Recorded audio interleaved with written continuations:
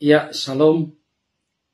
Salam sejahtera dalam kasih Tuhan kita Yesus Kristus. Pada kesempatan ini, saya rindu untuk membahas bagian firman Tuhan terambil dari Yohanes pasal 5 ayat 19 sampai 21.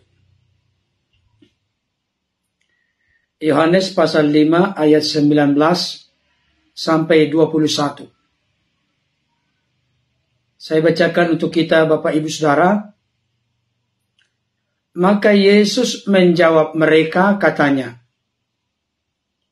Aku berkata kepadamu, sesungguhnya anak tidak dapat mengerjakan sesuatu dari dirinya sendiri, jikalau tidak ia melihat Bapa mengerjakannya. Sebab apa yang dikerjakan Bapa, itu juga yang dikerjakan anak. Sebab Bapa mengasihi anak, dan ia menunjukkan kepadanya segala sesuatu yang dikerjakannya sendiri. Bahkan ia akan menunjukkan kepadanya pekerjaan-pekerjaan yang lebih besar lagi daripada pekerjaan-pekerjaan itu, sehingga kamu menjadi heran. Sebab sama seperti Bapa membangkitkan orang-orang mati dan menghidupkannya, demikian juga anak menghidupkan barang siapa yang dikehendakinya. Topik ulasan saya pada kesempatan ini bertitik tolak dari ayat 19. Yesus tidak dapat mengerjakan sesuatu dari dirinya sendiri. Apakah yang dimaksud dengan ungkapan atau pernyataan ini? Dan kenapa perlu kita membahas hal ini? Tidak bisa dipungkiri Bapak Ibu Saudara, ada orang-orang dari non-Kristen yang benar-benar salah kaprah ketika memahami ayat-ayat Alkitab, termasuk ketika memahami Yohanes pasal 5 ayat 19, terlebih khusus Yohanes pasal 5 ayat 30. Saya bacakan untuk kita. Yohanes 5 ayat 30. Aku tidak dapat berbuat apa-apa dari diriku sendiri. Aku menghakimi sesuai dengan apa yang aku dengar, dan penghakimanku adil. Sebab aku tidak menuruti kehendakku sendiri, melainkan kehendak Dia yang mengutus aku. Ibu bapak terkasih dalam Tuhan, ayat-ayat ini merupakan ayat yang sangat favorit di kalangan non-Kristen, di mana mereka mengutip ayat ini sebagai modal untuk menyudutkan kekristenan, bahwa orang-orang Kristen tidak menghidupi doktrin ajarannya bertitik tolak dari fakta dan data Alkitab. Kenapa orang-orang Kristen mengakui, mempercayai Yesus itu Tuhan dalam pengertian mereka adalah Allah, padahal Yesus sendiri telah secara eksplisit memberikan pengakuan bahwa Yesus tidak dapat melakukan atau mengerjakan apa-apa dari dirinya sendiri. Yesus menegaskan tidak bisa berbuat apa-apa dari dirinya sendiri. Kenapa masih tetap orang-orang Kristen ngotot mengakui, mengimani, mempercayai Yesus itu Tuhan atau dalam pengertian Allah? Padahal Yesus sendiri tidak berdaya. Tidak bisa berbuat apa-apa dari dirinya sendiri. Ayat yang sudah secara eksplisit dan jelas terang benderang seperti ini. Kenapa tidak dimengerti dan tidak dipahami? Orang-orang Kristen menaruh otak dan pikirannya, pengertian pemahamannya di mana? Sampai ada di antara mereka, saudaraku, yang menjejalkan atau selalu membuat argumentasi seperti itu. Menganggap orang-orang Kristen sedang mengeraskan hati, seolah-olah tidak mau tahu, tidak mau peduli dengan apa yang mereka sebutkan. Saya mau mengatakan, Bapak Ibu Saudara, bukan orang-orang Kristen yang tidak membaca, tidak mengerti, tidak memahami ayat-ayat tersebut. Tetapi karena orang-orang non-Kristen mengertikan, memahami ayat ini seenak jidat atau seenak udel, semaunya. Dan orang-orang non-Kristen mengartikan, memahami ayat itu bertitik tolak dari prinsip doktrin ajaran yang sudah dimilikinya dan dipaksakan doktrin ajarannya menilai apa yang tertulis di dalam Alkitab. Ini yang salah kaprah. Sehingga saudara-saudaraku non-Kristen tidak pernah terbuka mata hati, mata rohanimu. Tetap terkunci, tertutup permanen mata hati, mata rohanimu. Tidak mengerti dan tidak menemukan kebenaran yang memerdekakan, kebenaran yang menyelamatkan, kebenaran yang bisa mengubah status hidupmu yang terikat terbelenggu dengan dosa, dilepaskan oleh kuasa kebenaran di dalam Yesus Kristus yang adalah sang kebenaran. Nah, saya akan memaparkan hal ini kepada kita sesuai dengan konteks Alkitab, bukan sesuai dengan selera orang-orang non-Kristen yang sebenarnya tidak tahu, tidak mengerti, tidak memahami apa-apa tentang Alkitab. Mohon maaf saya belak-belakan dan tegas mengatakan demikian. Saudara dikasihi Tuhan, ayat 19, kita mulai pelan-pelan. Yesus menjawab mereka. Menjawab siapa ini di sini? Harus demikian mengartikan Alkitab. Jadi jangan comot satu ayat, dirikan ajaran secara sempit dari yang dicomot itu. Tidak bisa. Karena Alkitab ini dituliskan ada konteks. Ada ayat-ayat sebelum dan ayat-ayat sesudahnya. Yesus menjawab mereka. Nah, sekarang kita perhatikan dulu. Mereka siapa di sini? Tentu di sini mereka adalah orang-orang Yahudi. Orang-orang Yahudi yang sangat tidak suka dengan Yesus. Kenapa tidak suka? Karena Yesus menyembuhkan seseorang pada hari Sabat. Padahal menurut orang-orang Yahudi tidak boleh melakukan apapun termasuk menyalakan api. Apalagi menyembuhkan pada hari Sabat. Karena bagi mereka hari Sabat hari yang kudus, hari perhentian, tidak boleh melakukan apapun selain daripada beribadah. Jadi orang-orang Yahudi tidak suka dengan Yesus, tapi mereka tidak berani terang-terangan untuk mengucapkan kata-kata menyerang, melawan Yesus.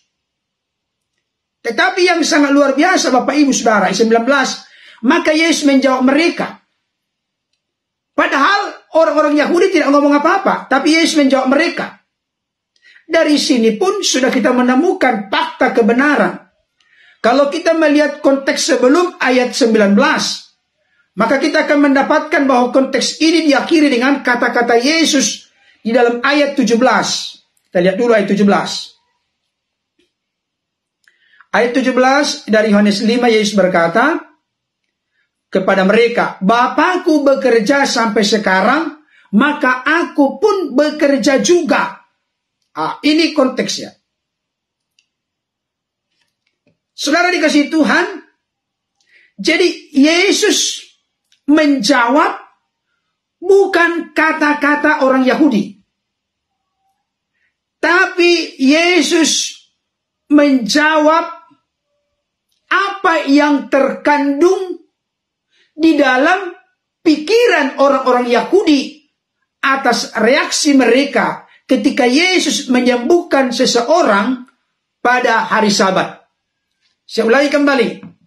Orang-orang di sana yang sudah punya ketidaksukaan, ketidaksenangan dengan orang Kristen, engkau tidak akan menemukan kebenaran di sini. Karena apa? Karena hatimu sudah panas. Dan saya sampaikan sekarang, Yesus menjawab orang-orang Yahudi karena Yesus tahu apa yang terkandung di hati orang-orang Yahudi. Dari sini pun Bapak Ibu Saudara sudah menunjukkan, membuktikan bahwa Yesus bisa mengetahui pikiran orang-orang Yahudi yang tidak suka dengan Yesus karena menyembuhkan orang pada hari Sabat. Saya ulangi kembali. Yesus tahu apa yang terkandung di hati orang-orang Yahudi, di mana mereka tidak suka kepada Yesus karena Yesus menyembuhkan orang yang sakit pada hari Sabat. Apa yang ditegaskan di sini? Kalau dikatakan Yesus tidak dapat berbuat apa-apa dari dirinya sendiri, kenapa Yesus bisa tahu pikiran orang-orang Yahudi yang cukup banyak saat itu di sana hadir? Yesus tahu apa yang dipikiran mereka. Kalau Yesus tahu apa yang dipikiran mereka, apakah hal itu menunjukkan Yesus tidak tahu apa-apa? Yesus tidak bisa berbuat apa-apa? Kalau Yesus tahu apa yang dipikiran mereka, itu menunjukkan Yesus Maha Tahu. Kalau yang namanya Maha Tahu itu siapa? Apakah Maha Tahu rasul, nabi, utusan seperti pikiranmu? Apakah Maha Tahu kalau Yesus hanya manusia biasa? Tentu tidak. Saudara yang dikasihi Tuhan, saya lanjutkan kembali untuk kita bongkar ayat ini. Anak tidak dapat mengerjakan sesuatu dari diri sendiri. Itu ayat 19b.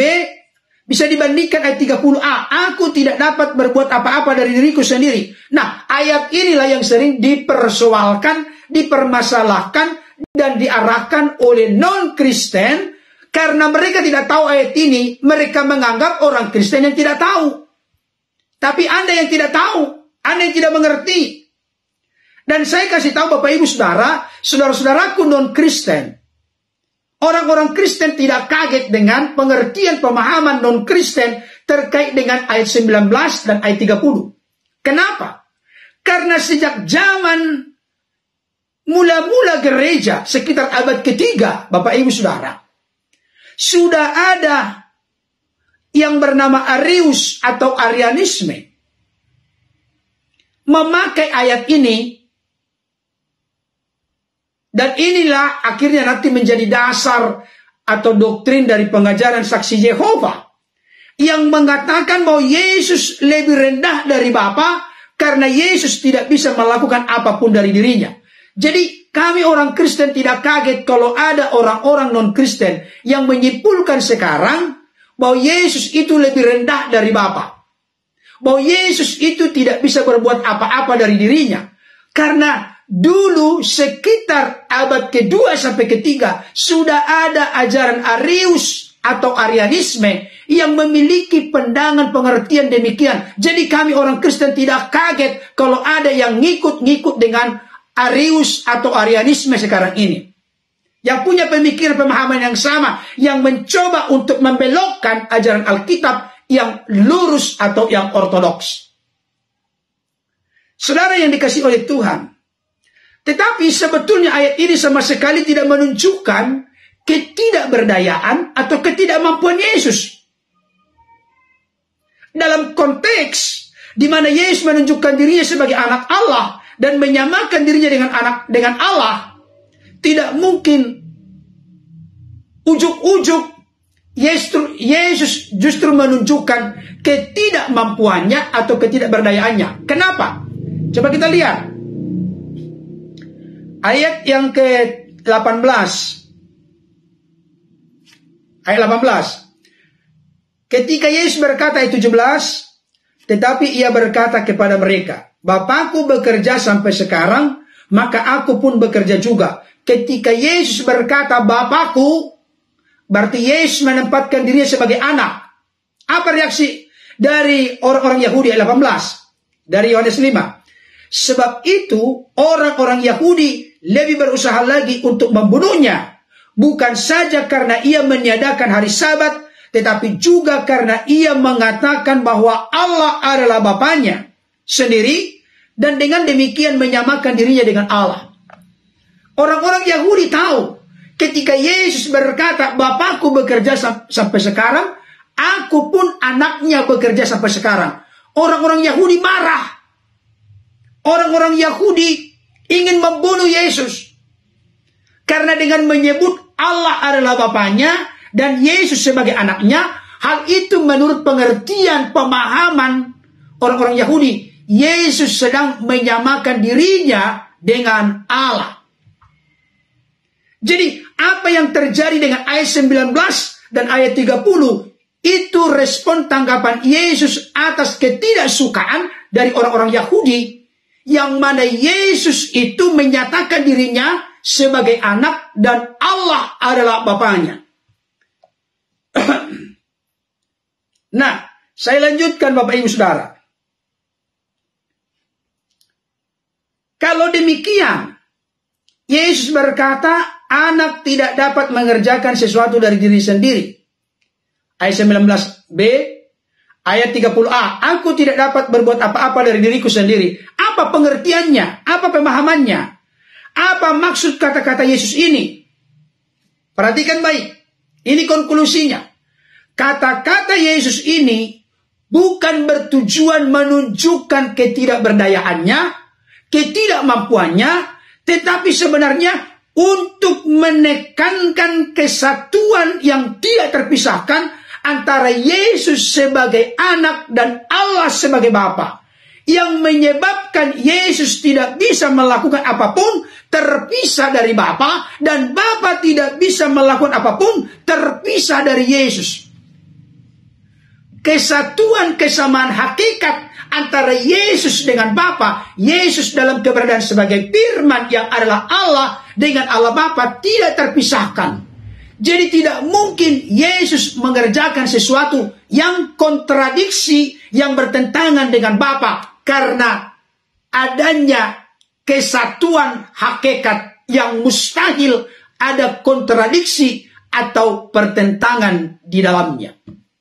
Saya ulangi kembali ini, kesimpulan ini Bapak Ibu Saudara.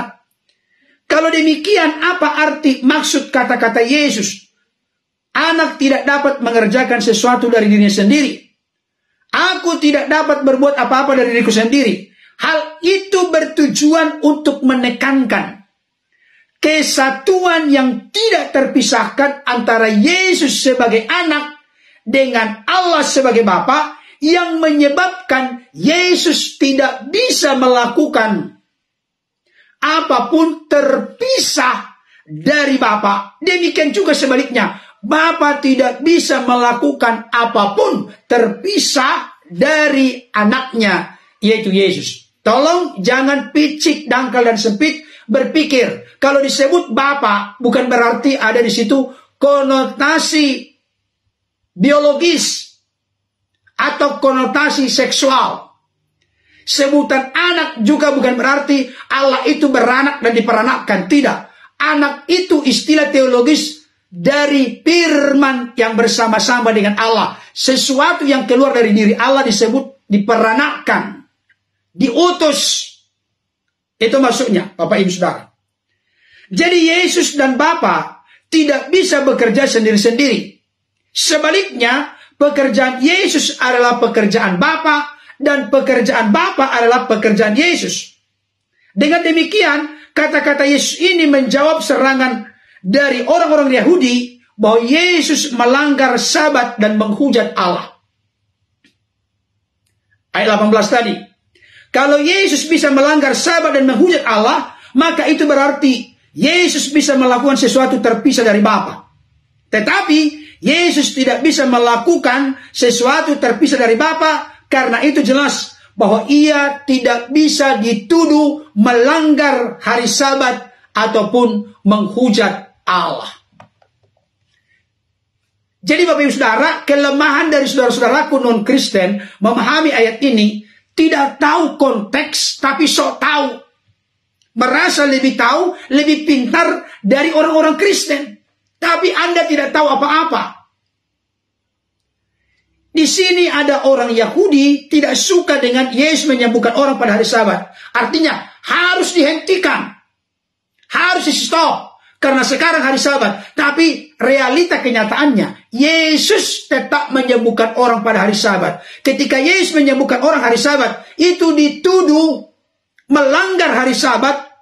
Ketika Yesus menyebut dirinya sebagai anak dan Allah adalah Bapaknya, menghujat Allah, maka Yesus menegaskan, apa yang kuperbuat ini, hai orang-orang Yahudi, saya tidak lakukan dari diri saya. Artinya bukan mau-maunya saya semata, tapi karena apa yang kulakukan ini klop, cocok, tidak terpisah dengan kehendak, keinginan, kemauan Bapa. Demikian juga kehendak, keinginan, kemauan Bapa tidak mungkin terpisah dengan kehendak, kemauan dari Yesus sebagai anak. Oleh karena itu, Anda jangan salah paham, jangan salah mengerti. Kira-kira demikian maksud Yesus, Bapak Ibu Saudara. Nah, ayat yang ke-20 dan 21 saya akan membahas dalam kesempatan berikutnya.